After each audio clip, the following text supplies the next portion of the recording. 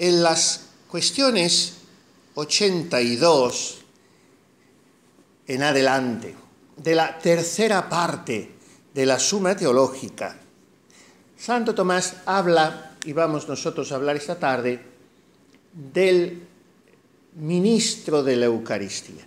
El otro día decíamos que los sacramentos, los 7 sacramentos, tienen todos materia, forma, ministro y sujeto. La materia es el signo sensible que constituye el sacramento, estamos repasando un poquito, que es o el aceite o el agua o el pan y el vino, la imposición de manos, la acusación del penitente, eso es la materia. La forma es lo que constituye lo que produce el efecto del sacramento, sin lo cual no hay tampoco sacramento, que es las palabras que se han de pronunciar. En la Eucaristía la forma es: esto es mi cuerpo, esta es mi sangre. El ministro es el que opera en nombre de Cristo, que es el ministro principal, el sacramento. En la Eucaristía se dice que es el que lo confecciona, y el ministro no puede ser más que el sacerdote. Cualquier sacerdote puede válidamente consagrar y administrar la Eucaristía si está en pecado mortal. Pues miren ustedes, absolutamente sí. Lo que pasa es que comete un pecado gravísimo. Además del pecado mortal, comete el pecado de sacrilegio, a no ser que ese sacerdote esté en pecado mortal, el pueblo necesite la misa porque sea un domingo, y el sacerdote tenga el confesor más cercano a 100 kilómetros y no le dé tiempo de ir y volver.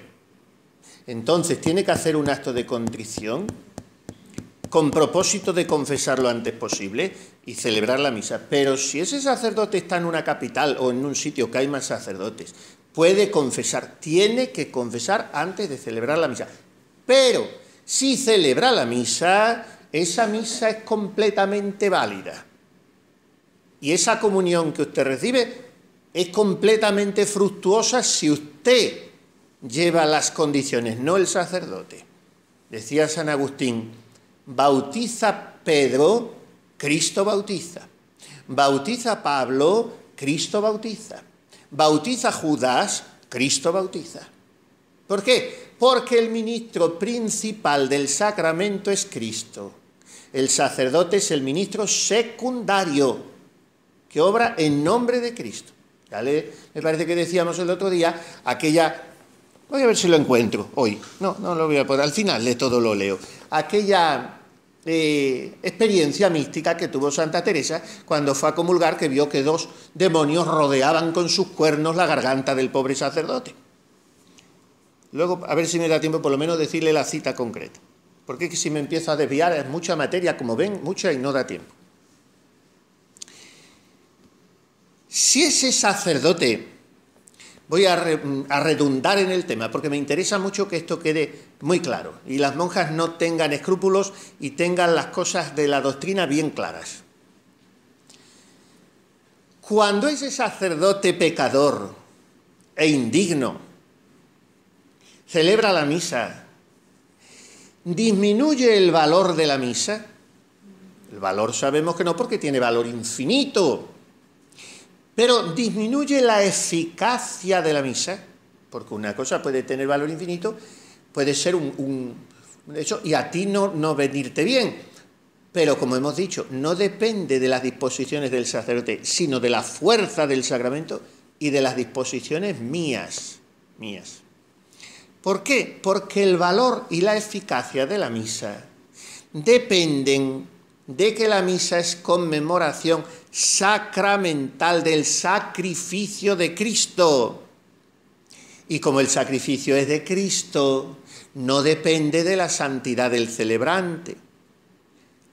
Pero siempre las cosas, Santo Tomás las contesta con muchísima claridad, pero luego pone la letra pequeña. Y la letra pequeña es que al sacrificio en sí de la misa.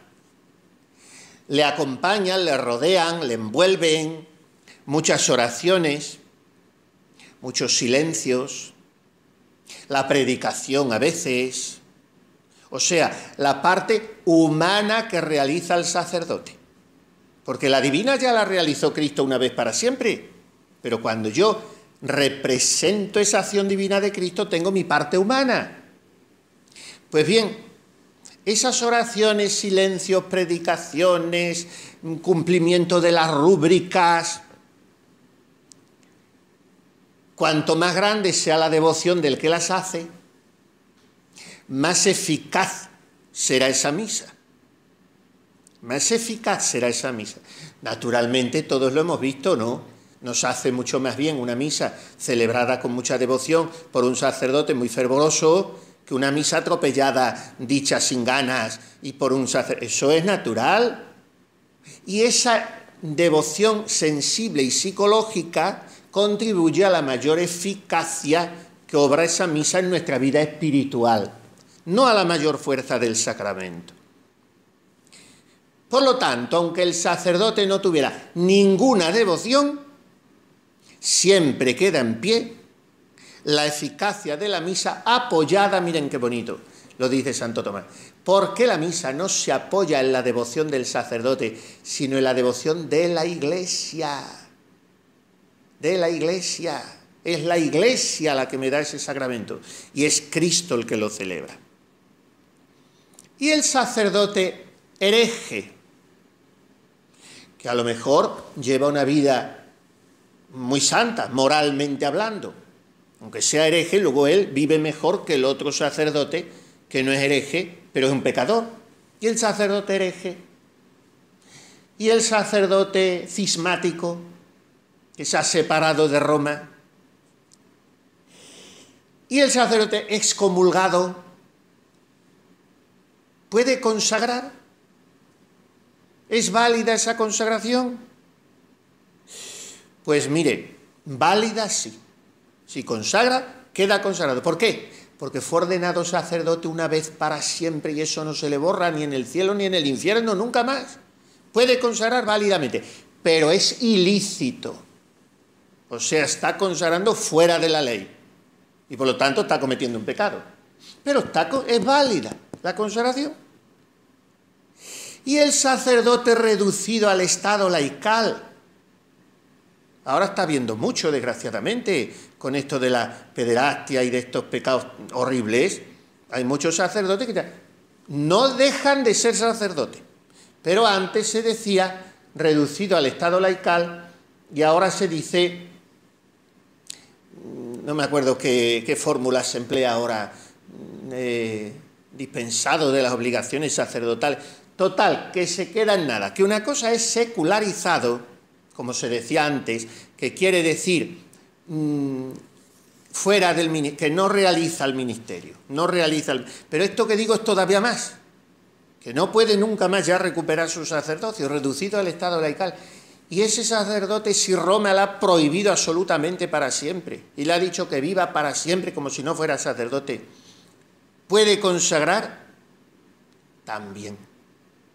Porque la unción sacerdotal, como les digo, es indeleble, imprime carácter, es un sello que no se quita nunca. Y les voy a decir todavía más. Hay ciertos casos en que esos herejes, cismáticos, excomulgados o degradados deben no consagrar, pero sí absolver cuando pasan por una carretera y en la orilla hay un moribundo y no tienen nadie que le absuelva. Ese sacerdote, que a lo mejor lleva 40 años no solamente sin ser sacerdote, sin rezar una Ave María, que a lo mejor ha perdido hasta la fe. Porque les voy a decir una cosa también muy grande, ¿eh? Para que ese sacerdote bautice válidamente o confiese válidamente, no hace falta, absuelva válidamente, no hace falta ni siquiera que tenga fe. Basta con que él quiera hacer lo que hace la Iglesia. Y diga, yo no creo nada. Fíjense, me estoy poniendo en un caso extremo, pero puede darse. Y esto es muy bonito, esto quiere decir que la misericordia de Dios está por encima de todo. Y puede decir, yo no creo nada, pero este pobrecito me está pidiendo a gritos, o a lo mejor con los ojos, que quiere que se le perdone los pecados antes de morir, y yo, aunque no lo crea, quiero hacer lo que quiere la Iglesia, lo que él quiere, y le absuelvo, y esa absolución es válida. Dios tiene todos los cauces del mundo para perdonar, y si falta el sacerdote y falta todo, también Dios tendrá cauces misteriosos que ofrezca esa alma para salvarse. Dice Santa Catalina de Siena, tuvo una revelación que dice que en la hora de la muerte Dios da un chispazo de contrición a todas las almas. Es que si no, hijas mías, el infierno no habría sitio. No habría sitio en el infierno para tantísima gente. Bueno, pues todo esto. Ahora bien, eso en cuanto al sacerdote y en cuanto a nosotros.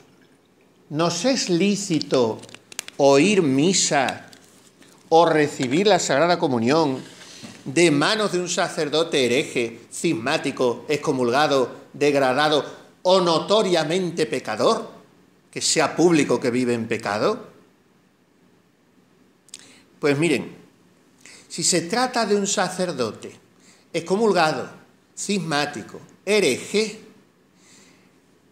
si yo voy a esa misa, cometo pecado mortal. Pero no ha dicho usted que la misa, que esa consagración es válida. Si eso no quita nada a lo que estoy diciendo ahora. Lo que estoy diciendo es que usted, asistiendo a esa misa, está autorizando con su presencia la situación de ese sacerdote que está fuera de la iglesia. Es que no tengo otra misa donde ir, pues no se va. Pero a esa misa no puede ir.